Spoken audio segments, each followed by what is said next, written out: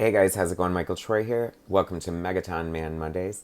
The battle you've yearned for, Don Simpson's Bizarre Heroes number 9, is what we are looking at today, continuing our weekly coverage of Megaton Man, building up to the release of X amount of comic books, Don Simpson's unofficial 1963 annual, coming soon from Fantagraphics, August 8th, if not earlier.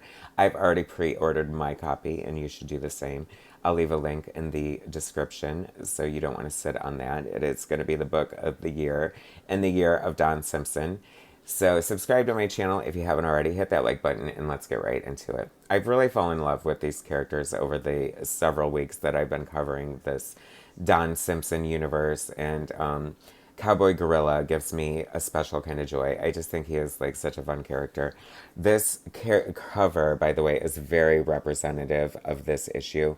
It is busy. It is dense. There is a lot going on. It is a lot to unpack. It is so verbose and so much is happening. So fasten your seatbelts, fellas. It's going to be a bumpy ride. The Stable Syndicate. I keep remembering to forget to ask Don Simpson next time we chat about the Stable Syndicate. I could Google it, but why not? Just wait for Don to tell me in his, you know, genius. So we have Yarn Man, the return of Yarn Man. I mean, clearly one of Don Simpson's best creations, like sort of his version of Thing, and he is just so funny and amazing.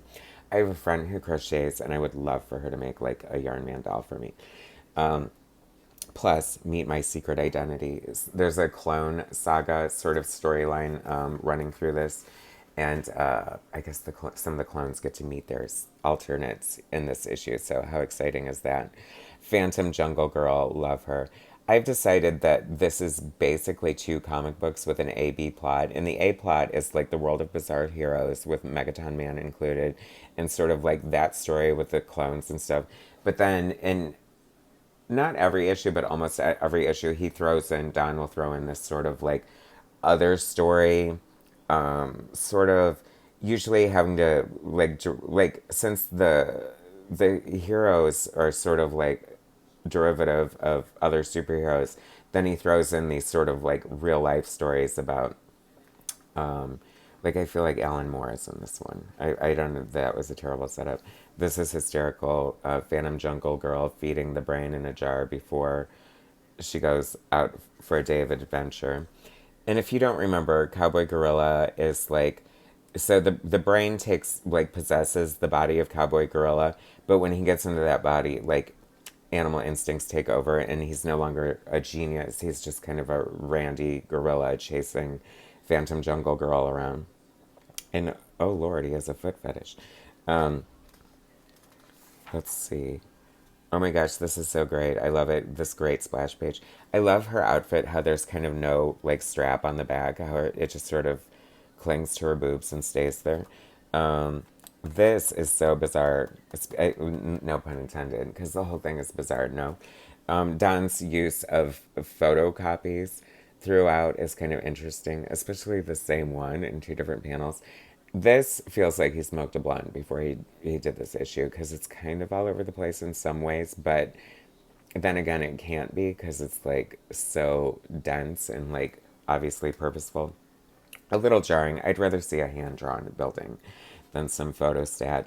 But it's fun, whatever. It's sign of the times. It's appropriate. I mean, it's obvious that Don knows how to draw detail and perspective. I mean, he always gives Still It Hurts. And this is what I mean about like the story within the story. So Yarn Man comes home and he's going to go have a brewski at 10 in the morning at Gower's Bar with Cowboy Gorilla. And come to find out, Gower's Bar is Gower Goose, who is basically the Howard the Duck of the Don Simpson's Bizarre Heroes. Like, he made his premiere in the mid 70s. I was a wacky and irreverent issue of Fern thing. Hilarious, right? Keeping with those post Watergate times.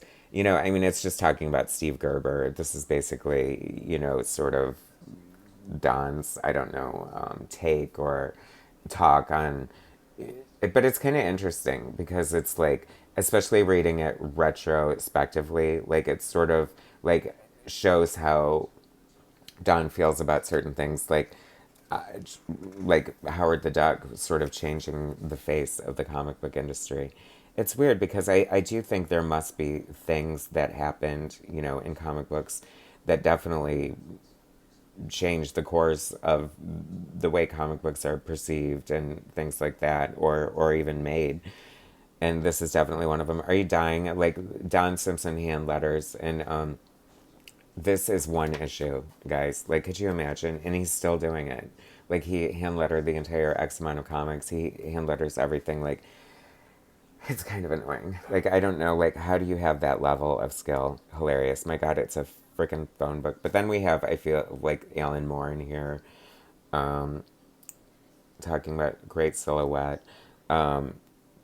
You know, there's a lot to unpack. Like, I don't think I have a firm enough grasp on it to, like, properly dissect it. But another jarring photo stat from Detroit. But that's kind of cool, right? And then we have, this is where the clones are, like, meeting their other clones. This feels very much like, like Apartment 3G or Mary Worth or something like that. Just the way it's laid out and the, like, extra dialogue. But then we have these fun, like, splash pages introducing, like, these sort of clones talking about their story and whatnot. I mean, visually, it's always exciting. This is, by the way, I think this is Don's easy style of inking, like with all this insane detail. Can you imagine? But I mean, there's always examples of like his not easy style, where is it like, you know, where he's putting in more hatching, more detailing. I mean, look at, he's just a master of precision, brushwork, line work, and the Crow Quill pen, the Medlar Dark Cease. I'm so, it's weird because this is issue 9. I think it goes up to 17, and then we have like more stuff after that, of course. But this is it. Next, Panic in Hamtramck. Hamtramck? Hamtramck? How do you say that? I don't know. Anyway, fun fan art, Megaton Man, Justin K. Kinney. I almost wanted to like look him up and see if he like became an artist since then, but I don't have time for that shit. Anyway, so, as usual, oh my gosh, actually, this is like the best way to end the book. I was so surprised and flipped out and excited when I got to the back cover. And it is because it is a advertisement for Big Bang, my other new favorite thing going on right now. I just announced I have a Big Bang, what do you call it, Kickstarter coming up with Gary Carlson and Cosmic Lion Productions. Jim Rugg has done the cover. Look through my video backlog and you can see the announcement there. But Don does have an association with Big Bang. I think it's this issue he inked one of the stories and for Ultiman, and he's done like a little things here and there. So it makes perfect sense that there would be an advertisement for Big Bang comic books on the back of this. And that made my day and made me very happy. So yay that. Anyway, what next? No cover preview for issue 10 of Bizarre Heroes. That hasn't happened before. Anyway, thanks for watching. We will continue next week with Bizarre Heroes number 10. This is the most lit continuing series chronicling Don Simpson's Megaton Man on YouTube. So make sure you subscribe to my channel. Make sure you hit the notification because you don't want to miss an exciting episode. Subscribe, like, all that jazz. Share, spread the word, and I will bring you more next week. Thanks, guys.